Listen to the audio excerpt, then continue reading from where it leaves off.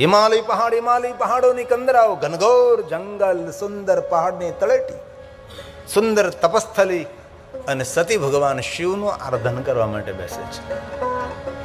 પ્રથમ તો ફળ આરોગે છે, મહાદેવને યાદ કરે છે, ફલનો ત્યાગ કરી લીલા પર્ણ ખાય છે, એમનો પણ ત્યાગ કરે, સૂકા પર્ણ ખાય છે, ત્યાગ કરે છે, જલપાન કરે છે, જલનો પણ ત્યાગ કરે છે, પ્રાણ બસ શ્વાસ વાયુ ગ્રહણ કરે છે, મહાદેવને યાદ કરે છે. સતીએ જે મહાદેવને મળવા માટે તપ કર્યું છે એવું તપ આપણે કલ્પના પણ ન કરી શકીએ. એવું કઠિન તપ સતીએ ભગવાન મહાદેવને મેળવવા માટે કર્યું છે. ભલે તપ તો ન કરી શકું, પણ ક્યારે ક્યારે શિવાલય જઈને ભગવાન મહાદેવના સ્તોત્રનું ગાયન કરીએ. સવારમાં બ્રહ્મ મુહૂર્તમાં જાગી સ્નાન કરી પવિત્ર બની જેટલા સ્તોત્ર આપણને કંઠસ્થ હોય એટલા સ્તોત્રનો પાઠ કરીએ. અને કંઠસ્થ ન હોય તો બુકમાં જોઈ જોઈને પાઠ કરો, ધીરે ધીરે કંઠસ્થ થઈ જશે. આપણી સવાર કેવી હોવી જોઈએ એને આપણને ખબર હોવી જોઈએ. સૂર્ય ઉદય થતો એ સમયે આપણી પળ કેવી હોવી જોઈએ, આપણી ભોર, આપણું બ્રહ્મ મુહૂર્ત કેવું હોવું જોઈએ એને આપણને ખબર હોવી જોઈએ. સતી ભગવાન મહાદેવને યાદ કરે છે. હે નાગોના હાર પહેરનારા શંકર, નિરંતર દિગંબર રહેનારા એવા ભગવાન મહાદેવ, હું તમને પ્રણામ કરું છું. આ સ્તોત્રનું નામ છે પંચાક્ષર સ્તોત્ર. મહાદેવના ભક્તો માટે આશીર્વાદ રૂપ આદિ જગદગુરુ શંકરાચાર્ય મહારાજ રચિત. આમાં મહાદેવના ભક્તોને કંઠસ્થ હોય છે. ન કંઠસ્થ હોય તો કરવું જોઈએ. અડધા ગામના નામ જો આપણે મોઢે રાખી શકતા હોય તો થોડા ઘણા સ્તોત્ર કેમ ન કંઠસ્થ કરી શકીએ. અનેક એવા શિવ ભક્તોને મુખપાઠ હોય છે.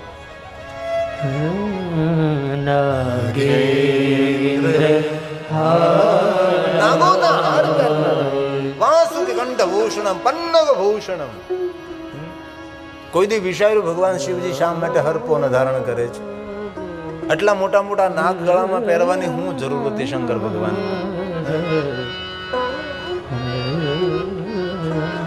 આપણો છોકરો આપણને પૂછે કે બાબા માં, આ ભગવાન શંકરજી ગળામાં આટલા મોટા મોટા સર્પો શા માટે પહેરે? તો આપણે શું કહીએ? ભગવાન મહાદેવના ઘરેણા છે. તો છોકરો પૂછવાનો કે એ ઘરેણા છે તો આપણે કેમ નથી પહેરતા? એ શંકર ભગવાન જ કેમ પહેરે? એનું કારણ શું? તેનો હેતુ શું? મંતવ્ય શું? આપણને ખબર હોવી જોઈએ. નાગલોકની જયારે હત્યા થઈ રહી હતી, નાગ કન્યાઓને જયારે લૂંટવામાં આવતી હતી, ત્યારે નાગકુળની કોઈ રક્ષા નથી કરી. પ્રધાન જયારે નાગોમાં ઇન્દ્ર, નાગેન્દ્ર, વાસુકે કંઠભૂષણમ, નાગોમાં શ્રેષ્ઠ છે, સૌ ભગવાન મહાદેવની પાસે જાય છે. ભગવાન શિવને કહે છે કે ભગવાન મહાદેવ, અમારા કુળની હત્યા થઈ રહી છે, નાગકુળનો નાશ થઈ રહ્યો છે, ભગવાન આપ અમારા નાગકુળની રક્ષા કરો. ત્યારે ભગવાન મહાદેવ એમ કહે છે કે જેટલા જેટલા તમે જીવિત છો એટલા બધા મારા અંગ ઉપર આવી જાઓ. જેટલા નાગો જીવિત હતા ભગવાન શંકરજીના અંગ ઉપર લપેટાય છે. અને વર્તમાન યુગમાં વિજ્ઞાને જાહેર કર્યું છે હર સર્પને મારવો એ પ્રકૃતિને વિક્ષેપ કરવા જેવું છે. જો ધરતી પર સર્પ ના રહ્યા, ધરતી પર નાગ ન રહે તો માનવ જાત જીવિત ન રહે. તેથી કોઈ પણ જગ્યાએ સર્પ નીકળે તેને મારવો નહીં, તેને દૂર દૂર કોઈ જંગલમાં છોડી દેવો. વિજ્ઞાને જાહેર કરી દીધું જો ધરતી પર સર્પ નહીં રહે તો માનવ જાત જીવિત નહીં રહી શકે. માનવ જાતને જીવિત રાખવા માટે સર્પોને જીવિત રાખવા જરૂરી છે. અને એ વાત આપણા ઋષિમુનિઓ પહેલેથી કહી હતી. આપણે વર્ષમાં એકવાર નાગપંચમીના દિવસે નાગ દેવતાઓની પૂજા કરીએ છીએ. કારણ કયું? કારણ એક જ કે નાગકુળની રક્ષા કરે. ખેતરમાં ઘરમાં નાગ દેવતા નીકળે તો વિશેષ પ્રકારે આપણે તેમને પ્રાર્થના કરીએ છીએ. એ આપણી પરંપરા છે. ભગવાન શંકરજીએ કહ્યું, હે નાગ દેવતાઓ, આપ સૌ મારા અંગ ઉપર લપેટાઈ જાઓ. ત્યારે જેટલા જેટલા નાગો જીવિત રહ્યા હતા એ બધા નાગોની રક્ષા ભગવાન શંકરજીએ કરી હતી. અને ત્યારે નાગકુળની અંદર નિર્ણય લેવાનો હતો કે ભગવાન મહાદેવ, આપે મારા કુળની રક્ષા કરી છે, તેથી આપ મારા કુળના ઈષ્ટ રહેશો. અને અમે સૌ નાગ લોકની અંદર નાગેશ્વર મહાદેવ લિંગ તરીકે તમારી પૂજા કરશો ભગવાન મહાદેવ. તેથી ભગવાન મહાદેવને આપણે નાગેશ્વર મહાદેવ કહે છે. જે તપો મૂર્તિ છે, જેની ભવ્યતા તપ છે, જેની શ્રેષ્ઠતા વિષ્ણુ ભગવાન પ્રત્યેનો આદર છે, આ સ્તુતિ બૃહસ્પતિ દેવે ગાય છે. અને બૃહસ્પતિએ કહ્યું છે, વ્યાલ પ્રિયા વ્યાલા સચિવાલય દેવાલય શિવાલય એમ વ્યાલાય. સર્પોનું ઘર છે શંકરજી. આટલા બધા સર્પોને ધારણ કર્યા છે. આ પંક્તિ બૃહસ્પતિ દેવે દેવગુરુએ ગાય છે. ભગવાન શિવજીની ભવ્યતા સોના ચાંદી હીરા મોતી શ્વેતાંબર પિતાંબર લીલાંબર નથી. શંકરજીની ભવ્યતા તેનું તપ છે, તેમની સાધના છે, તેમની ઉર્જા છે. કપટ રહિત જીવન જેનું છે, દંભ રહિત એ ભગવાન શિવ છે. તેથી બૃહસ્પતિએ કહ્યું છે કે આપની ભવ્યતા, આપની દિવ્યતા, આપનું તપ છે, આપની સાધના છે, આપની પવિત્રતા છે. તપોમયાય ભવ્યાય શિવ શ્રેષ્ઠાય વિષ્ણવે. હે મહાદેવ, હે મહાદેવ. વ્યાલ પ્રિયાય વ્યાલાય વ્યાલાના પતયે નમઃ. વ્યાલાના પતયે. વ્યાલનો અર્થ થાય સર્પ, વ્યોમનો અર્થ થાય આકાશ. વ્યાલ પ્રિયા વ્યાલાનામ પતિએ નમઃ. સર્પોનું ઘર છે ભગવાન શંકરજી. તેથી ભગવાન મહાદેવજી અંગ પર સર્પોને ધારણ કરે છે. પૂરી નાગકુળોની મહાદેવે રક્ષા કરે છે. ને નાગકુળોના કોઈ દેવ હોય ને નાગકુળોના કોઈ ઈષ્ટદેવ હોય તો ભગવાન મહાદેવ છે, જેને નાગેશ્વર લિંગ સ્વરૂપે આપણે પણ એક 12 જ્યોતિર્લિંગમાંથી એક જ્યોતિર્લિંગનું નામ નાગેશ્વર મહાદેવ છે. 3 જગ્યાએ નાગનાથનો મહિમા છે. એક તો ઓઢા નાગનાથ મહારાષ્ટ્રમાં આવેલું છે, બીજું નાગનાથ દ્વારકાની બાજુમાં છે, અને એક નાગનાથ પાકિસ્તાનમાં જતું રહ્યું જ્યાં દારૂકા વન છે. દારૂકા વન છે, ચારો તરફ બેટ છે, ચારો તરફ પાણી છે, અને વચ્ચે જંગલ છે, ને ત્યાં નાગનાથ મહાદેવ છે. આદિ જગદગુરુ શંકરાચાર્ય મહારાજના આદેશ અનુસાર દ્વારકાની પાસે જે આપણે નાગેશ્વર મહાદેવ તેને જ્યોતિર્લિંગ તરીકે આપણે શંકરાચાર્યના આદેશ અનુસાર સ્વીકાર્યું છે. દ્વારકાના નામથી દારૂકા વન નથી. દારૂક અને દારૂકા નામના રાક્ષસ અને રાક્ષસી હતા. દારૂકાના રાક્ષસીના નામથી એ વન ઓળખાતું હતું, દારૂકા વન. ઓરવ ઋષિએ જેને સ્થળાંતર કરવાનું કહ્યું, અને એ સમંદરની વચ્ચે એક બેટ બનાવે છે, અને ત્યાં જંગલને સ્થાપિત કરે છે, અને ત્યાં દારૂક અને દારૂકા વન લૂંટવાનું કામ કરે છે. આખી કથા છે જ્યોતિર્લિંગની. તો પંચાક્ષર સ્તોત્રની અંદર ભગવાન મહાદેવને, નાગોના હાથ પહેરનારા ભગવાન મહાદેવ, અમે તમને પ્રણામ કરીએ છીએ.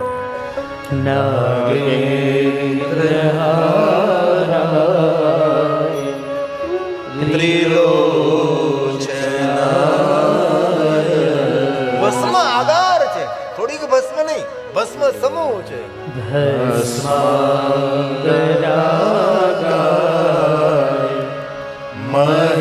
મહેશ્વરાય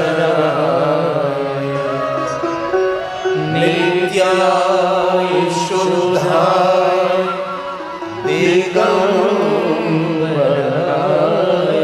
નિત્ય શુદ્ધ રહેનારા મહાદેવ છે. તસ્મૈ નકારાય નમઃ શિવાય. તસ્મૈ નકારાય નમઃ શિવાય. નિત્ય શુદ્ધાય દિગંબરાય. આદિ જ ગદગુરુ શંકરાચાર્ય મહારાજે કહ્યું કે નિત્ય શુદ્ધ રહેનારો મહાદેવ. શા માટે નિત્ય શુદ્ધ છે? તો કે દિગંબર છે તેટલે. દિગંબરનો સીધો અર્થ થાય કપડા નહીં પહેરવા. દિશાએ જિનકે વસ્ત્ર ઉસકો કહેતે દિગંબર. તો જેટલે જે કપડા નથી પહેરતા એ બધા શુદ્ધ છે. દિગંબરનો ગર્ભિત અર્થ આચાર્યો એવો કર્યો છે, દિગંબર એટલે કપટ રહિત જીવન, દંભ રહિત જીવન, દેખાવ રહિત જીવન. એ ભગવાન મહાદેવ છે. લાખ પવિત્રાકરણ કરે, નિરંતર પવિત્રાકરણ કર્યા કરે, ગંગામાં રોજ સ્નાન કર્યા કરે, એને આપણે પવિત્ર કહીએ ન કહીએ આપણી માનસિકતા છે, પણ સાચા અર્થમાં પવિત્ર એ છે જે દિગંબર છે, જેવો અંદર છે એવો જ બહાર છે. અને પૂરા મહાદેવના જીવન ચરિત્રમાં કોઈ પણ જગ્યાએ કોઈ પણ માણસ સંશોધન કરી શકે છે. કોઈ જગ્યાએ ભગવાન શંકરજી કોઈ સાથે કપટ કર્યું હોય, એક પણ કથા તમને એવી નહીં મળે કે મહાદેવ કોઈ સાથે કપટ કરે છે. વર્ષોથી બોલતા હોઉં તો શિવાલયમાં કોઈ પટ નહીં અને મારા મહાદેવના જીવનમાં કોઈ કપટ નહીં. સોના ચાંદી હીરા મોતી શ્વેતાંબર પિતાંબર લીલાંબર પહેરેલો મારો મહાદેવ નહીં. દિગંબર હો તો ऐसा हो, वरदाता हो तो ऐसा हो. કપટ રહિત જીવન, પટ રહિત જીવન. શિવાલયમાં વ્યક્તિ 24 કલાક જઈ શકે. કોઈ પણ માણસ કોઈ પણ સમય મહાદેવની પાસે જઈ શકે છે. અને યાદ રાખજો, દુનિયાના દરેક દરવાજાઓ બંધ થઈ જાય ને ત્યારે મહાદેવનો દરવાજો ખખડાવજો, બધા દરવાજાઓ શંકર ખોલી નાખશે. એ શંકર ભગવાન, એ મહાદેવ છે. જે નિત્ય ભગવાન મહાદેવના ચરણોમાં મસ્તક ઝુકાવે છે એને દુનિયાની સામે માથું ઝુકાવવાનો વારો ન આવે. ભાઈ, એ શંકર છે, એ મહાદેવ છે. ધરતી પર મોટા મોટો દુર્ભાગ્ય એ છે જે મહાદેવની સાધના નથી કરતો, મહાદેવની ઉપાસના નથી કરતો, જેને મહાદેવ પ્રત્યે કોઈ આદર નથી. એ મનુષ્ય ધરતી પર મોટો અભાગ્ય જીવ છે. મોટા મોટો ભાગ્યવાન એ છે જેને ભગવાન મહાદેવની ભક્તિનો વારસો મળ્યો છે, જેના હૃદયમાં મહાદેવની ભક્તિનું બીજ અંકુરિત થયું છે. તેના જીવનરૂપી વૃક્ષની અંદર ફળ ના આવે, તેને અમૃત ફળની પ્રાપ્તિ થાય. એ ભગવાન મહાદેવ છે, એ ભગવાન શિવ છે.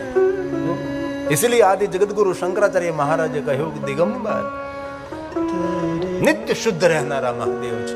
કોઈ કપટ નહીં, કોઈ પટ નહીં. અને એક પણ કથા એવી નથી કે ભગવાને કોઈની ખટપટ કરી હોય. અને આપણે તો ખટપટમાંથી ઊંચા જ નથી આવતા. જોકે આપણા પરમણાની વાત નથી. હમણાં બાપુએ કહ્યું કે આ પરમણું બહુ સારું છે, અને મને પહેલે દિવસે ખબર પડી ગઈ. આટલી મોટી સંખ્યામાં ભાઈઓ બહેનો વડીલો બેઠા છે, પણ ટાંચણી પડે તો અવાજ આવે. આવી શાંતિ ક્યાં શોધવા જઈએ આપણે? નગર કાંઈ તો કોલાહલ, કાંઈ તો કોલાહલ થાય ને. કથા મંડપમાં જે બેઠા છે કથા પ્રેમી છે, બાકી તો સૌ મેળો માણે છે, મજા કરે છે બધા. એ ચારો તરફ મેળો મેળો. અહીં બાપુએ શું કે ભેળું કરે ભગવાન, ભેળું કરે ભાલાવાળો, બધા લેર કરે છે. સવાર પડે ને ભોજન, બપોર પડે ને ભોજન, સાંજ પડે ભોજન. અરે 10-11 વાગે કોઈ આવે તો કે ભાઈ ખાઈ લે, વાળું કરી લે, તું ખા. અને ઘણા લોકોએ બે જ સ્થાન જોયા છે, આ ભોજન શાળા અને પેલી ઓલો મેળાની શાળા. કથા ક્યાં છે ખબર જ નથી લોકોને. અને બહુ હૃદયથી આદર સાથે પ્રણામ કરું છું ગદગંગા પરિવારને. કથા આયોજનમાં જેને જેને સાથ ને સહયોગની યોગદાન આપ્યું છે, નાની એવી સેવા કરી છે, તેને પણ કોટી કોટી પ્રણામ છે. કથાને સફળ બનાવવા માટે સૌની નાની મોટી સેવા હોય છે. સુંદર તપસ્થલી છે હરિસંગ સાહેબની. કેટલું તપ કર્યું છે, કેટલી સેવા કરી છે. અને પ્રગટ પુરુષ જ્યારે હશે ત્યારે આપણને ખબર પણ નહીં હોય કે એટલું આ પ્રભાવશાળી પ્રતાપી મહાપુરુષ છે. ગઈકાલે પણ કહ્યું હતું કેટલું સુંદર કથા સ્થળ છે. અહીંયા બેઠા બેઠા મને રામાપીરના નેજાનું દર્શન થાય. તમે જો તો ખરા, નેજો ફરકે.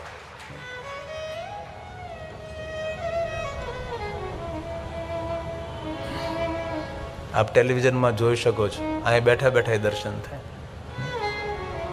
આ સૂજ આ બુધ વર્તમાન ગાદીપતિ અમારા જનકસિંહ સાહેબની છે. મંચ ઉપરથી ધજાવાળાનું દર્શન થવું જોઈએ. તો ક્યારે અવસર મળે તો સ્તોત્રનો પાઠ કરવો. મહાદેવના ભક્તો તો કંઠસ્થ હોય છે. આદિ જગતગુરુ શંકરાચાર્ય મહારાજની રચના છે. મંદાકિની ચલિલ ચંદન ચર્ચિતાય નંદેશ્વર પ્રમથનાથ ભગવાન નંદિકેશ્વર.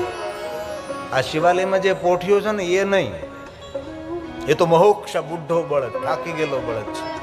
ભગવાન શિવજી શિવાલયમાં જેને સ્થાન આપ્યું છે, શિલાદ મુનિના પુત્ર છે ભગવાન નંદિકેશ્વર.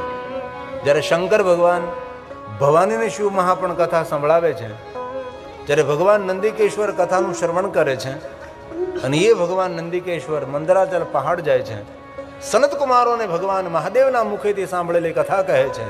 અને સનત કુમારો ભગવાન મહર્ષિ વેદવ્યાસજીને કહે છે. અને ભગવાન મહર્ષિ વેદવ્યાસજી પોતાના શિષ્ય સુદ પુરાણજીના કથા વર્ણવીને સુદ પુરાણજી પ્રયાગ તીર્થમાં કથાનું ગાયન કરે છે. એ ભગવાન નંદિકેશ્વર છે. શિલાદ મુનિના પુત્ર છે. શિલાદ મુનિ વિવાહ ન કર્યા હતા તો પણ તેને પુત્ર કામના હતી. 10,000 વર્ષ સુધી ઇન્દ્રનું તપ કર્યું છે. ઇન્દ્ર પ્રગટ અને પ્રસન્ન થયા. ઇન્દ્ર રાજાએ માગવાનું કોઈ શિલાદ મુનિ માગો ત્યારે શિલાદ મુનિ એમ કહે છે કે મને અયોનિ જ પુત્ર જોઈએ.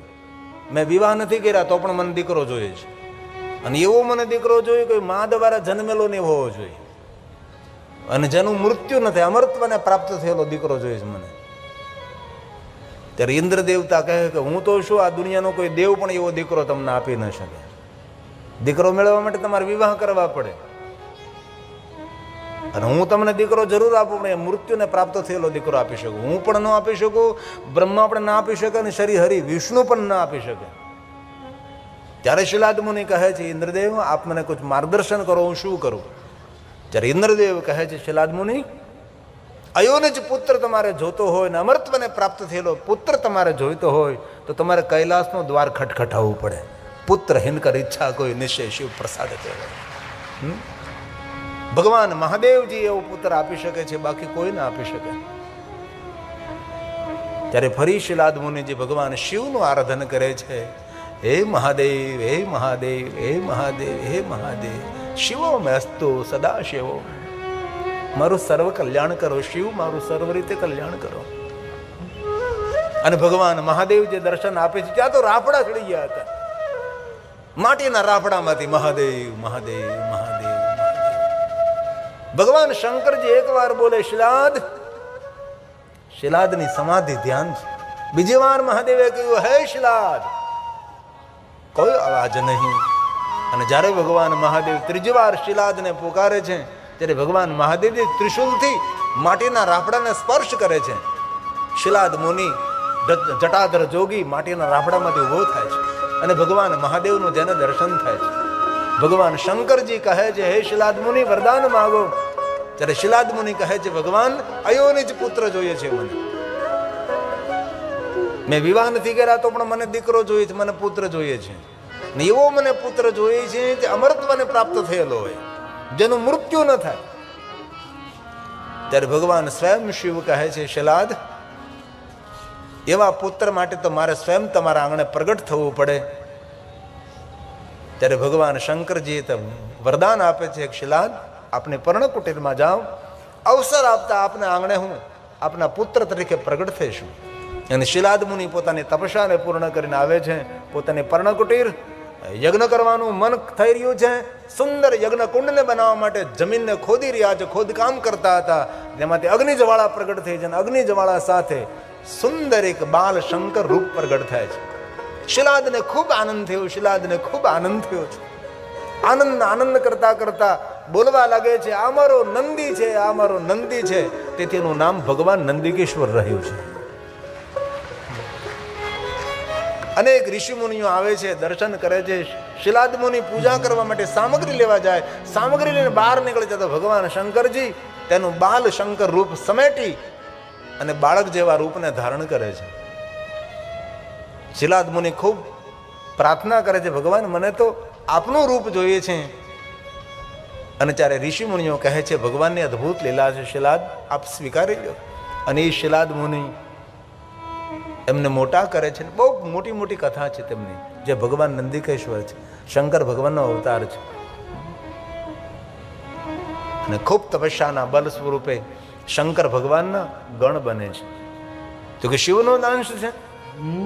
અને ભગવાન શિવ તપસ્યા કરતા હોય, ધ્યાનસ્થ હોય ત્યારે હંમેશા બે ગણો તેની પરિક્રમા કરે છે, ભગવાન નંદિકેશ્વર અને પ્રમથ. જ્યારે તપ અને સાધના ધ્યાનમાં હોય ત્યારે અન્ય કોઈ દેવતાઓ નહીં, પણ ભગવાન નંદિકેશ્વર અને પ્રથમ બંને પરિક્રમાઓ કરતા રહે છે.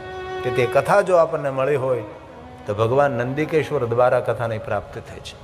ભગવાન મહાદેવના સ્વમુખે અત્ર વક્તા મહાદેવ, ભગવાન શંકરજી આ શિવ કથાના મુખ્ય વક્તા છે. તેથી પંચાક્ષર સ્તોત્રમાં આદિ જગદગુરુ શંકરાચાર્ય મહારાજે તેનો ઉલ્લેખ કર્યો છે. નંદિકેશ્વર ને પ્રમથ. નંદીશ્વર પ્રમથનાથ મહેશ્વરાય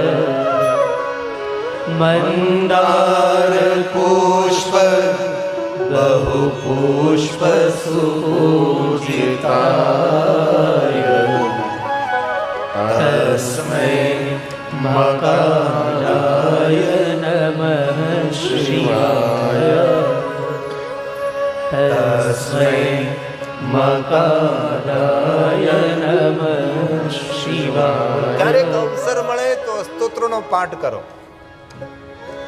અને જે જે મહાદેવના ભક્તોને પંચાક્ષર સ્તોત્ર કંઠસ્થ છે રોજ કરો પાઠ. કોઈ પણ સમય પંચાક્ષર સ્તોત્રનો પાઠ. અને અવસર મળે તો મહાદેવના સન્મુખ બેસીને. આદિ જગદગુરુ શંકરાચાર્ય મહારાજે જેટલા જેટલા સ્તોત્ર ગાયન કર્યું છે એમાં ઉલ્લેખ કર્યો છે શિવ સન્નિધો. મહાદેવના સામે બેસીને સ્તોત્રનો પાઠ કરો. અંતિમ પંક્તિમાં કહ્યું છે પંચાક્ષરમિદં પુણ્યં જે કોઈ મનુષ્ય પંચાક્ષર સ્તોત્રનો પાઠ કરશે યહ પઠેત શિવ સન્નિધો મહાદેવના સામે બેસીને તો શિવલોકં વાપ્નોતિ શિવેન સહ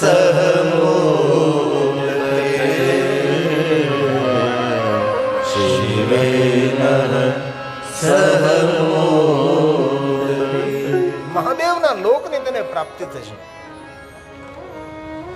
શિવ મહાપડ ગ્રંથમાં શિવલોકનું વર્ણન કર્યું. શિવલોક એટલે શું? મર્યા પછી કોઈ જગ્યાએ આપણને ખેંચીને તાણીને પકડીને લઈ જતા હશે.